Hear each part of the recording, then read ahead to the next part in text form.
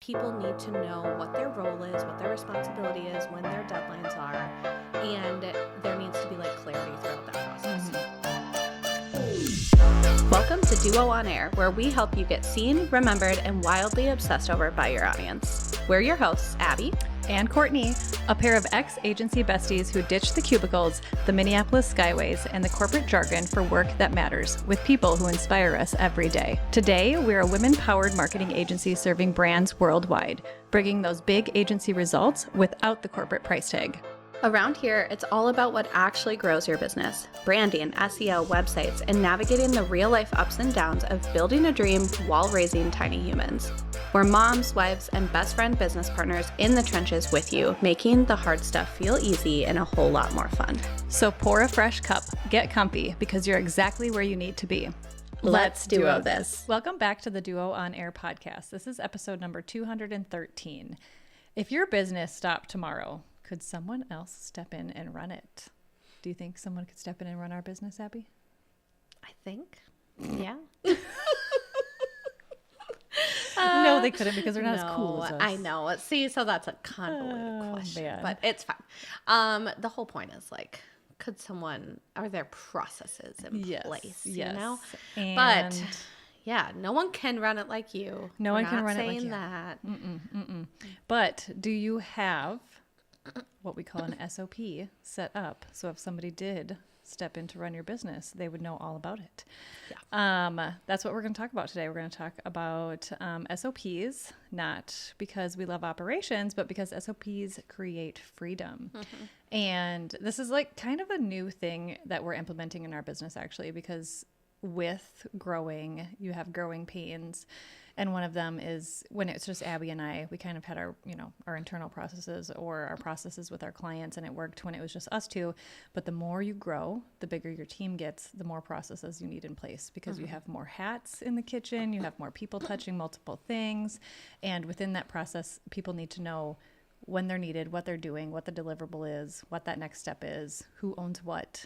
And it's super important to have that all in place, and to change it and evolve it as it grows. Yeah. So it gives you freedom. Like, I think that's the big thing, is it gives you freedom. And so like right now we're batching a lot of content so that I can have a little bit of freedom to adjust to my new lifestyle before we have the third kid. And so one of my tasks before I am out, essentially, is to revise our SOP processes for all of our SEO packages, because we don't want those to have to take a break. Like, just because I'm out doesn't mean they have to take a break. We have amazing people on our team that can handle it. Very capable. Yes. And also, like, I'm totally fine still being behind the scenes answering questions, but I'm definitely not going to sit on a client call right after giving birth. So it's Nor like, should she. No.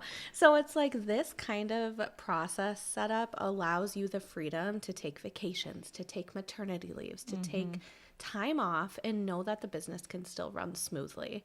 So even if you don't have a team yet, I want you to tune into this, because this is actually the best time to do it. Because half the time when you need a team, you're so busy that you don't have time to think about processes. Yes. So do it before you even have a team. And then just blow their minds when they come on, and you have all of this ready for them. I know. So whether you know what this is, so SOP, let's just like start from the beginning. SOP stands for Standard Operating Procedure, which is very boring and gross. And kind of jargony. But So let's just call it an SOP and pretend like it's more fun. Yeah. We should have made up a name before we did this. We could have asked Chad. I bet he would have came up with some stellar ones. Yeah, it would have been a little scary. Sip over something. I don't know. No, we'll let you know. We'll come back. We'll come back to that. Can't do it. I was like, maybe it'll just flow off the tongue, but it won't. No. It won't. So we wanted to give you a few quick tips before you get started, because this process can seem kind of overwhelming. Again, like Abby said, maybe not necessary, but we would beg to differ that it is necessary for all businesses. Because also, even if you don't have a team, you can create these for your client processes too, and how you work with them. So just something to think about as Personally, I love, if I could close everything, like all of my tasks, all of my to-dos, all of my email, and just like sit down and write out SOPs and email templates all day, I would love it. You and I are different people. I don't know what it is, but like refining or just streamlining processes, like, I don't know, finding efficiencies, like it feels really good to do that. Yeah. And I think like the feeling you have when you've finally done it and you're done is amazing. It feels like, knowing that everything could run smoothly and you're not missing a step or finding those efficiencies by doing it. People is can really do nice. things without asking. Yeah. Like it Yeah. is amazing. Now, do I like to build them? Maybe not necessarily, but like if you built me one, sure, thanks. Yeah. Just kidding.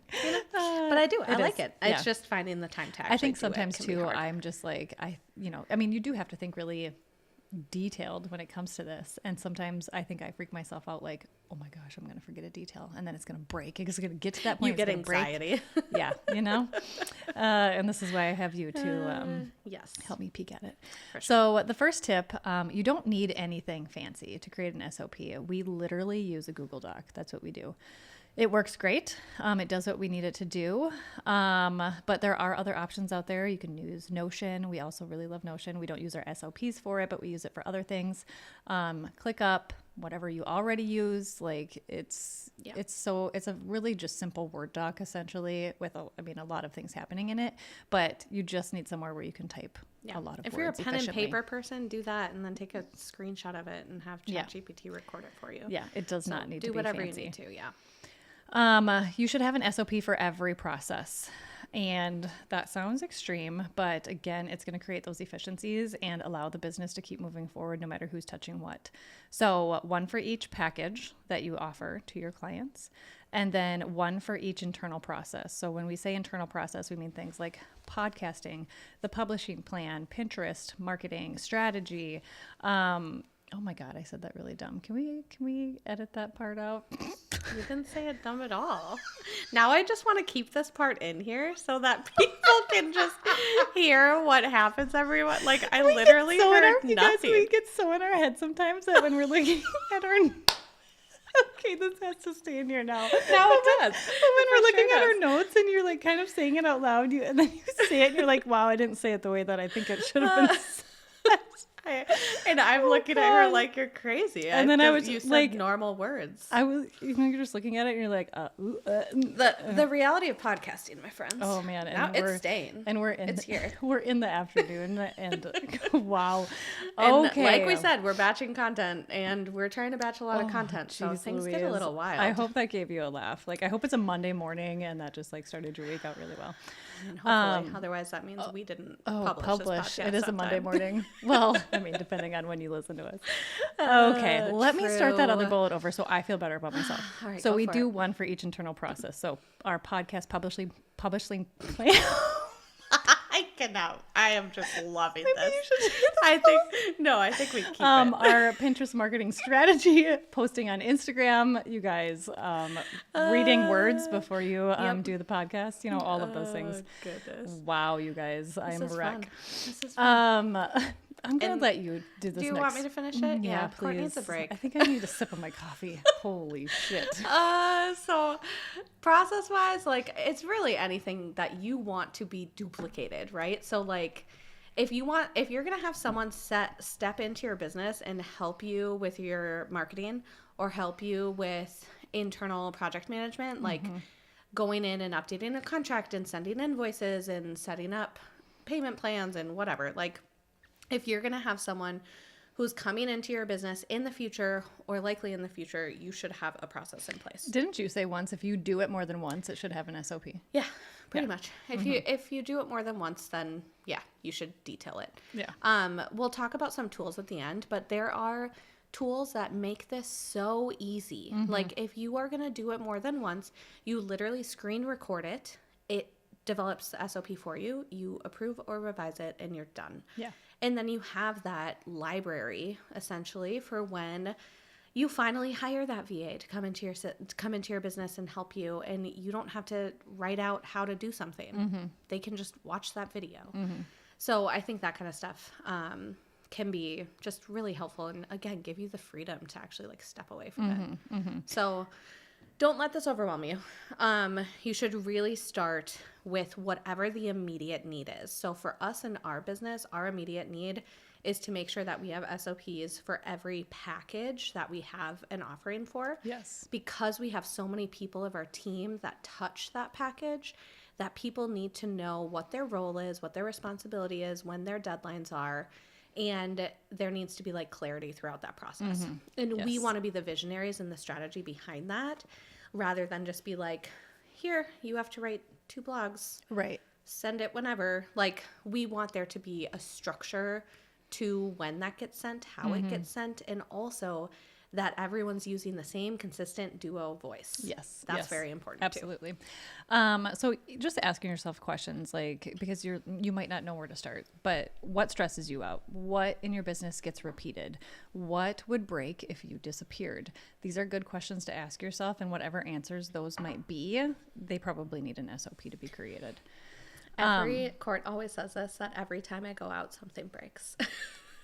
Not just that, I mean, kind of, but also unique scenarios. But it's not related to me. It's like, why does this happen when I'm gone? Like such unique scenarios. Like somebody asks the most off-the-wall SEO question, and literally nobody on the team can answer it. And we're just like, what? Like our proposals broke. Our proposals broke. They literally broke. Nothing was working. And Heidi and I had to like figure it out on the fly. We were like, what is happening? Nobody can sign a contract. Nobody can pay us. Nobody, whatever. And we can't send out new proposals. It was just wild. So I told Abby the other day, I was just what's like, breaking? I'm terrified. And she was just like, you terrified what? Of like, of work, of whatever. And I'm just like, pretty much everything. And I was like, you're going to go out and like, literally, it's like karma. And I don't know why karma's coming at me, but it's just like something happens and whatever. Heidi and I will just like freak out for a few months and we'll figure it out and we'll be fine. No, it'll be great. Nothing will break. We'll have processes and SOPs and it's beautiful. Man.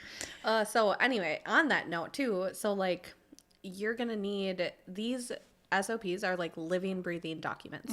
They're going to evolve. You're going to update them as you grow. They're not one and done. No, so they should never be one and done, really. No. They can maybe last for a little while, yeah, the way that they are, but they're going to evolve and change. Right. So before we hired our web designer, we built out an entire process for our website packages. So we built out the entire process, built out all the email plans, and after a handful of projects, they all need to be kind of readjusted. Not like strip them down, start over, readjusted, but we've learned some things along the way and some efficiencies. And the full team is bringing those efficiencies to us. Yeah. So it's not just us being like, this can be better. Right. In some instances, yeah, Laura's had multiple things to either add or even eliminate in the process, and we're like, yes, we agree. Yeah. Or sometimes, we don't do everything that Laura does. She's our website designer, so it's just like, she'll ask something, and we will ask her, "Is that easier for you?" Because if that's easier for you and more efficient for you, then yes. Yeah, for sure. It's not going to compromise the client experience. Great. Right. So, that's the beautiful thing about keeping it really simple in a Google Doc is that we can leave comments throughout the process. Like, hey, I don't think this is working very well, or this email template doesn't actually make sense now because of X, Y, and Z. So it helps us have those conversations and then go back to the documents and update them because, again, they're things that are going to change and evolve as you grow. Yes, yes. So there are 2 kinds of SOPs that we're going to be talking about today, but the process for both of these is very, very similar. And we've already kind of talked about it briefly. Internal processes, which are how you do things within your own business, and then external processes are those client services. So here is the process. So if you have never created an SOP before, this is how we do it. I'm not saying like this is the only way to do it, but this is typically what we do before we build any kind of SOP. So step number 1 is we first make sure our packages are aligned and make sure nothing needs to be refined. So what's included in each package, what's not included, what are the phases of the package, if it's a really long package, is it short, like how long does it take? What's the timeline? And then what are the final deliverables? Making sure all of that is super clear because all of that will have to go into your SOP and all of that will also have to go into like your email templates. So things like what's not included, you need in your email templates, those things to catch red flag concerns and you're at this round of approval, there's only one more, or you're at the final round of approval, here's what it's going to cost moving forward. Yes. Like, you need those things in there so that you are protecting yourself too. And it might feel uncomfortable, but you need to, because you need to protect yourself and your business. Yeah. So this is really important. Take a moment to refine your packages. Make sure you capture any feedback from your clients. Like, if you've had feedback on the process.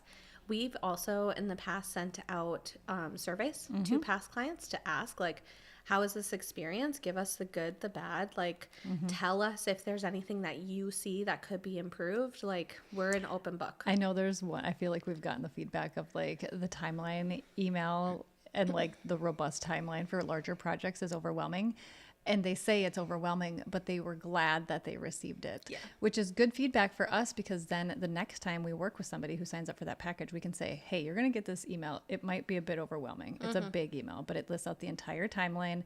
And after clients see that and it go through the entire project and process, they then like are so appreciative that they had that email, that they knew the phases throughout, that they knew when they needed to review things, meet with us, all of those things. So it's just funny hearing stuff like that too. It's just like, that was overwhelming, but it was also needed. And so that just like gives us the ability to go forward and tell people like, this could be overwhelming, but it is very much needed.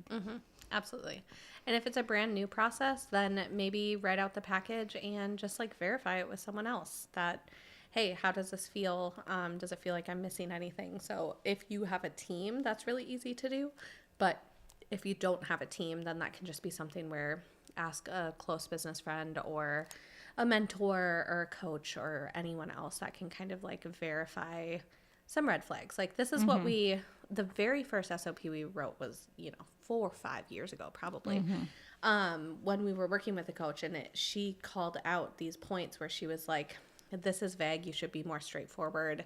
This is a situation where you need to like call out the round that you're in and the deadline and how much is it going to cost if it goes over. Like, it was actually not natural for us to include that because it feels weird, but also it's like, no, the transparency is exactly what the clients need, because as a client, you also want to know, I don't want to get charged for something that all of a sudden I didn't wasn't realize. Communicated to me, or I got to the end of the process and I didn't realize that I only had one more round left, or whatever that may be. So the clarity and the communication is so important. Yes.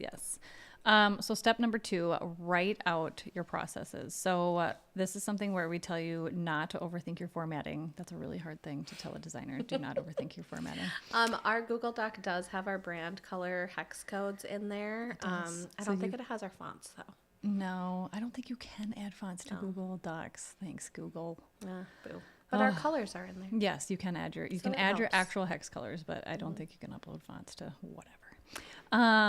Anyways, don't overthink your formatting. This is not meant to be like a sexy doc. And it's just internal too. Yeah. So we open up a Google Doc.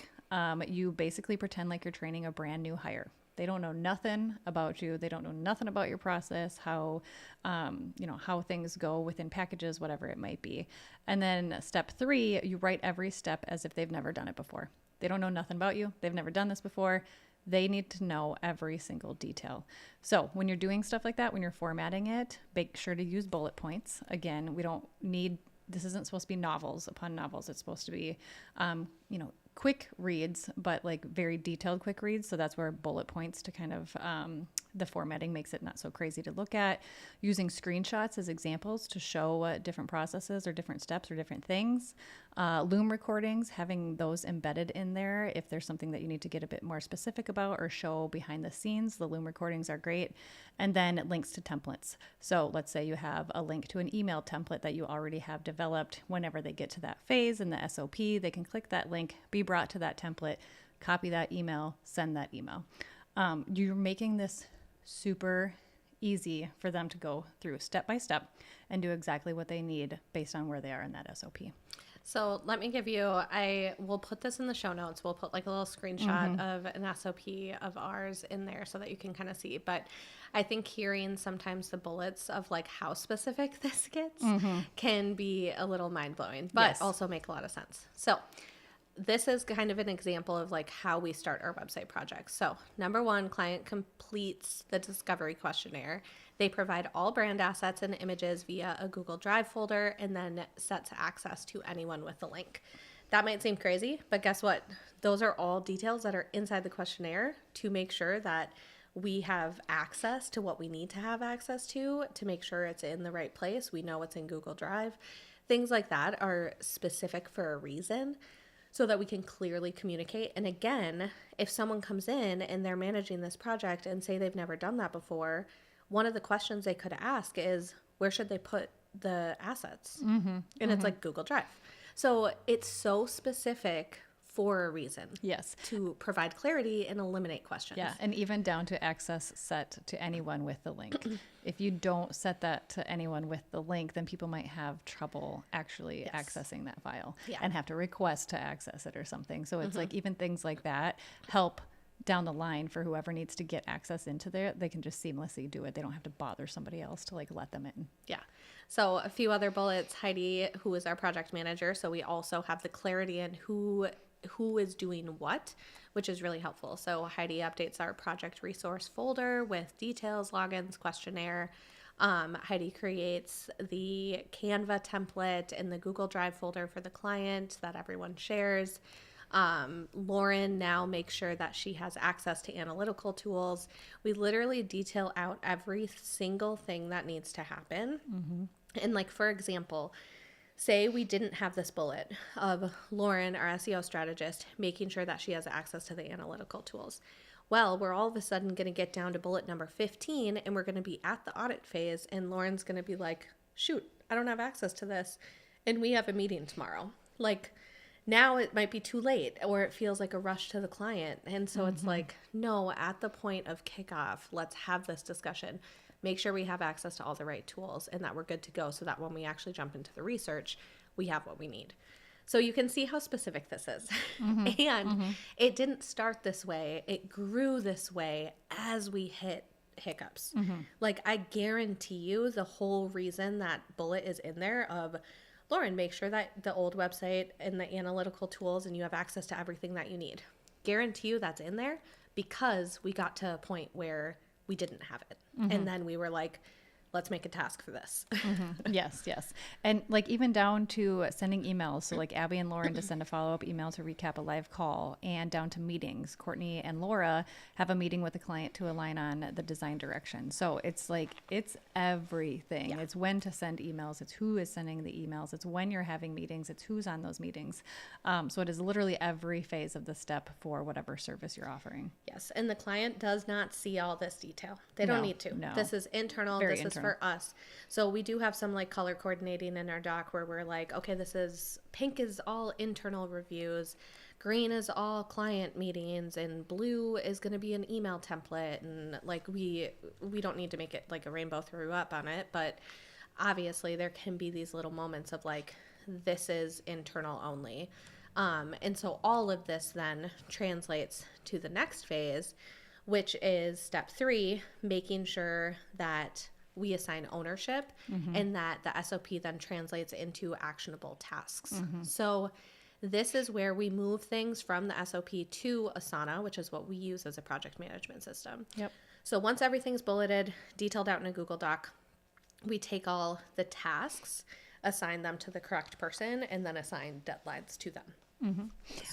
Who is responsible, who approves, who reviews. A lot of the details from things that we get from the client live in Asana, like the questionnaires, any of the logins that we might need from them, any links that we might need from them, those all live in Asana as well. Each client has a project resources folder, and that's where all of that stuff lives. Yeah. So again, everyone on our team knows where to go. It's not answering questions all day long of where's the client login for this, where's this, where's the questionnaire. Yes. So anything we get is all in one centralized location, which again is new to us since adding the team. Yes. But I can't even tell you how, like, I wish we did this when it was just us. Seriously. It would have saved a lot. But we're learning, growing pains, you know? So step number 4 is to draft email templates. And this might sound like something that's boring, or you might feel like you're like losing that fun communication with a client or something, but they don't have to be boring. And they are seriously some of the biggest lifesavers. Again, this is something that Abby and I wishes we would have like known about from day one, because we probably would have done it right off the get-go. Because we are very like social people. So we had a hard time moving into the template land, but ever since we've been there, it has been such an efficient time saver thing for us that it's necessary. So they don't have to feel too impersonal. You can make them as personality packed as you want. They also should be. They should reflect your brand voice. Yes. They shouldn't feel like a template. Like when we send them, they don't feel like a templated email. No. They also allow our team to speak in the same voice, so our duo voice, regardless of who is sending that email, because obviously we write these emails to sound like our duo brand. So anybody who is communicating with our clients at the time, we all sound the same. Yeah. And it really reduces that decision fatigue in the importance of the email, and then spending our energy and our brain power revising the email for whatever personal edits that we need to be added. So not every email is a complete copy paste. You know, there are specific details that we need to add into some based on each client or the project or whatever it might be. But it does take away a lot of that decision fatigue on drafting a new email every single time. Yeah. If it's, especially like we said, if you are going to send this email more than once, it should be a template. Yes. So if you are going to send the review of a website, like round 1 review or round 2 review or whatever it is, if you're going to send that email more than once, write a template out.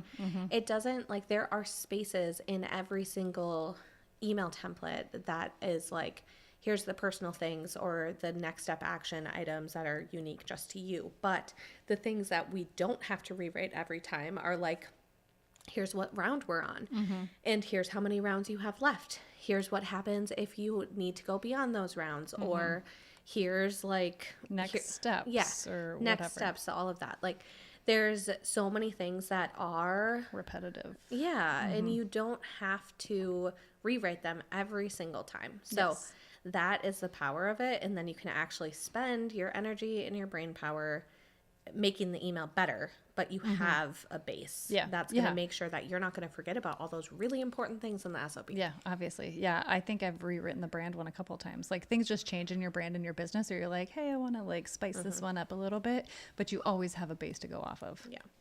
And then finally, step number 5 is to build an internal how-to library. So I would say this one is more specific to like internal processes, more so than it is like client services.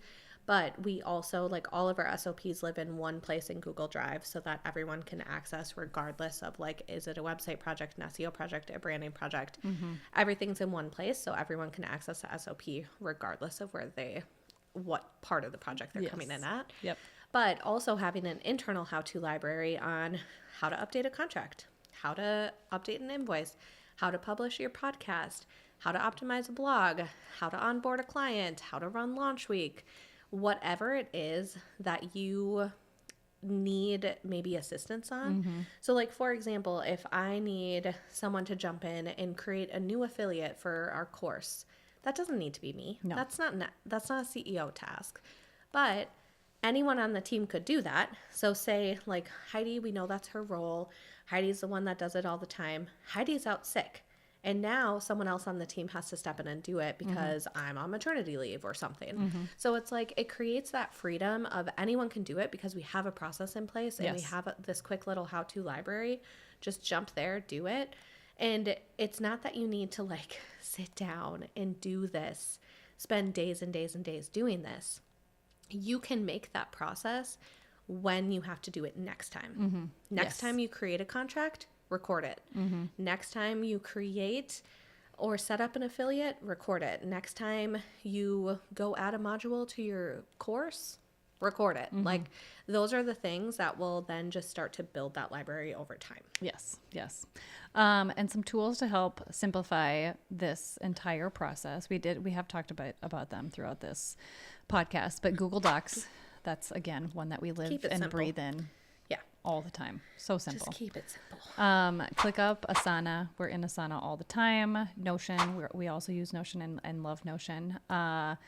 Loom, and then AI summary tools. Record once, embed it into your SOP, again, like we just talked about. And then Abby mentioned these earlier, I believe, or we talked about them. Maybe we didn't tell you the brands or whatever, but Scribe or Tango are, they automatically create that step-by-step guide just from you screen recording. So again, if you start a new process or if you have to add it to your how-tos or whatever it might be, record it with one of these tools here, and it will create that step-by-step SOP for you. Yeah. So beautiful. So slick. It's just like, it's actually kind of mind-blowing. Yeah. I'm sure there's so many other tools out there that do that. These are some of the most popular ones. Yes. And I believe they are paid tools. And I think you can do like one for free or something like that on whatever the free plans are. But you can also like record something, plop it into ChatGPT. It might not be as clear and structured, but it can be a really good starting point for you. It's just making sure that like you ultimately have to review it and make sure that it actually is correct and following the process. Just like with anything, like these tools are going to help you save time, but they're not going to be perfect every single time. Yes. So again, at the end of this episode, even if you don't have a team, you might be saying like, this doesn't apply to me, ladies, I don't have a team, it's just me. We say, even if you are a solopreneur, SOPs prepare you for growth. So someday you might grow unexpectedly. You might plan to grow, but maybe not now. But we suggest starting these sooner rather than later, because if you have potential to growth or if you want to grow, these are going to help you in the long run. And we used these even when it was just us two. Yeah. So we used email templates and process templates before we even grew a team. So even just with us two, it was super helpful for who was doing what, when, who was sending what email, copy, paste, fill in the blank places that you need to. So even just as us two, before we grew to the team of 8 that we are now, it was very helpful. So we strongly encourage, no matter where you are in your business journey, a solopreneur or growing a team, SOPs are really crucial for processes, for your packages, for step-by-step, for who owns what, and just to create as many efficiencies in your business as possible. It's time for a refill. Thanks for tuning in to another episode of Duo on Air. If you loved hanging out with us today, here are 3 quick ways to support the show. 1, subscribe so you never miss a new episode. 2, share this episode with a biz bestie and tag us on Instagram at duo.collective. And 3, leave a review because we love hearing from you. Finally, keep sharing your episode ideas. We love creating content for you. Head over to duocollective.com to catch up on all the latest episodes, brand and website makeovers, SEO tips, and so much more. See you there. Let's duo this thing called business together.